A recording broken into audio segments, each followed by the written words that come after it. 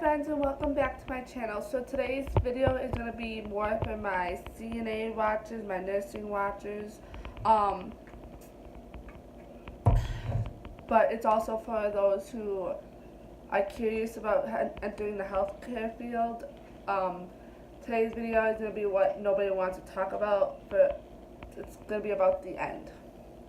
So for me, I am a CNA and I work in a long-term care facility, which pretty much means like a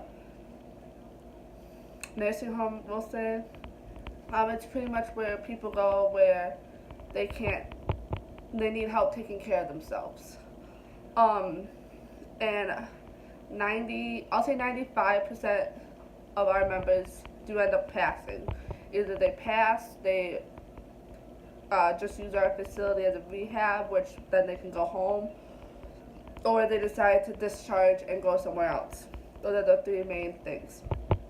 But yes, most of our members do end up passing with us. So my video today is going to be talking about what happens when somebody's at the end stage of their life, how we care for them, and all that kind of jazz. So really there's two kinds of ways that somebody gets to the end stage of their life. Most people will like gradually get, I don't want to say worse, but get towards this, and you can see it coming. That's easier because you can prepare yourself, and it's easier on you because you're adapting to what they need and how they need to be helped and the changes of them. But there's also those people who, like, for example, one of the members I'm taking care of right now goes from being completely independent to having a stroke and needing complete cares done. So yeah, one of my members had a stroke last week, and so now he's complete care. We're not sure if how long he's gonna live, but at the end stages of life, a couple of things that we make sure that we do is, one big thing is we do go in there every 2 hours to reposition their body, because if you're not in healthcare, you might not be aware that if you lay in bed and you're not able to move yourself, you're gonna create bed sores. And that's something that we're trying to prevent. So we make sure that we're in there every 2 hours to reposition someone so that they're not getting bed sores, because we don't want to put them in more pain than what they already are in. Another thing is, it's every 2 hours, but I typically, every time I'm passing the room, I make sure I'm going in, I'm seeing if they need anything, seeing if they're comfortable, making sure that they know I'm there for them. Like, if somebody's at the end of their life, they're my top priority. Like, they need my undivided attention. So yeah, pretty much a lot of people, you just make sure that they're comfortable. Another thing is, we have these swabs. They kind of look like sponges on a sucker stick, and we swab out someone's mouth, because most people are mouth breathers when they're at the end. So we want to make sure that we're swabbing out the mouth so it doesn't get all gunky and gross, and we still keep up on their hygiene, like shaving and chapstick a lot, because mouth breathing, your lips get dry. And then we're constantly, every day, we change it down twice, and more as needed. So yeah, we're also making sure that we're paying attention to their body to see if they have any other sores, markings.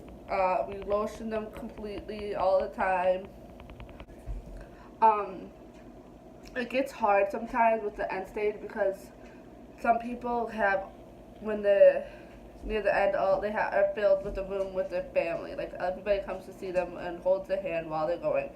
But we do have some members who have nobody. Like, they're either all their family has passed, or they're just a loner and they don't have anybody. And that's really sad, because nobody wants to be alone when they go. So with those members, I'm constantly trying to be in there, holding their hand, telling them I'm there for them. Always talking to them, because it's proven that the last thing to go is the hearing. So always make sure that you're talking nicely to them, and you're not talking about them, because they can still hear you. Even if they aren't responding, they can still hear you. So don't talk about how they're going to be almost dead soon and stuff, because nobody wants to hear about that. Yes, we all know, but nobody wants to hear about that. So just be careful what you're saying about somebody who's dying because they can still hear you. So yeah, it's definitely a toll when somebody goes from being a completely independent to having to be a complete assist because you're so used to not having to maybe seeing them one time per shift instead of like 4 times in a shift or even more. So that's definitely something you have to prepare for. Another thing for when the time comes for the people who do have family, normally when somebody's in the how's this phrase? When somebody is actively dying, we give a comfort cart outside the door for anybody who's visiting. It's kind of like cookies and juice and drinks and just snacks, something to make sure that somebody's like keeping up with their eating and hydration. Um, when even though we have that, whenever I go into a member's room and their family there, I ask them, is there anything that you need? Because they might not just need the snacks and the drinks, they might just need a hug or somebody to cry to for 5 seconds or wanting you to sit with their family member so that they can step out for a second or something like that. Just I always, every single time I go into somebody's room and they have family, I ask, can I get you anything? Is there anything that you need? Because they do appreciate it. They know that we do not just care for the member, but we care for the member's family as well. Because depending on, I mean, you could take care of somebody for 5 years. They become your family. So yeah. Another thing I want to talk about is something I was worried about when I first became a CNA is getting too emotionally attached. Everybody says don't get attached to your members. You just take care of them. They're not family or anything. But you can't help but get attached to them. You see somebody almost every day for years. They're gonna become your family. You're gonna get attached. You're gonna be sad when they pass away. And I remember when one of my favorite members passed away, and I bawled my eyes out. I was really embarrassed because I bawled my eyes out at work, but everybody just gave me a hug. It was one of my first deaths, so it was kind of understandable. But now, like, I still cry, but normally I wait until I leave work and then I cry by myself because you don't want.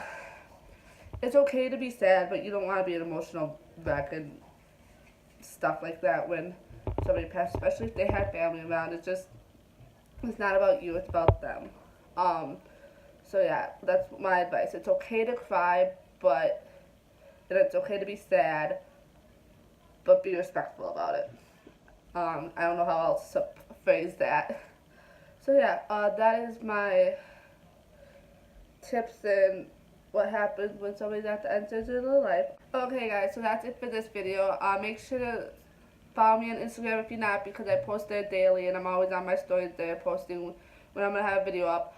Also give this video a thumbs up and make sure to subscribe to my channel if you're not. I will see you guys in my next video. Bye guys.